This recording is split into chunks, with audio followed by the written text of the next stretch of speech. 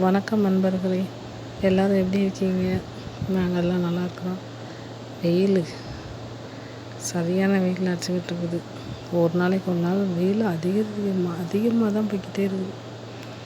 முட்டை ஆம்லேட் போட்டுடலாம், ஏன் சமையல் கூட செஞ்சு சாப்பிட்றலாம் போல் அந்தளவுக்கு வெயில் அடிச்சுக்கிட்டு இருக்குது. என்ன பண்ணுறது? இந்த வெயிலுக்கெல்லாம் நிறையா தண்ணி குடிக்கணும்.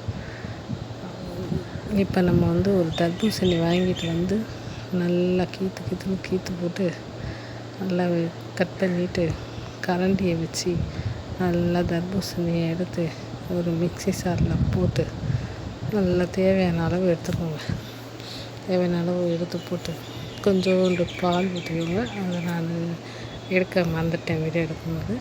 கொஞ்சம் பால், கொஞ்சம் சீனி போட்டு நல்லா அரைச்சிட்டு நல்லா வடிகட்டி அதை நல்லா வடிகட்டி எடுத்துக்கோங்க. எடுத்துட்டு அதை டம்ளரில், அவங்க வீட்டில் எத்தனை பேர் இருக்காங்களோ அத்தனை டம்ளரில் ஊற்றிக்கோங்க. நாங்கள்னா டம்ளரில் தாங்க ஊற்றினேன். சூப்பராக இருந்ததுங்க. ஊற்றி முதல் நாள் ஃப்ரிட்ஜில் வச்சுட்டு மறுநாள் காலையில் எடுத்து இப்படி ஒரு திருப்பு அப்படி ஒரு திருப்பு ஐஸ் ரெடி.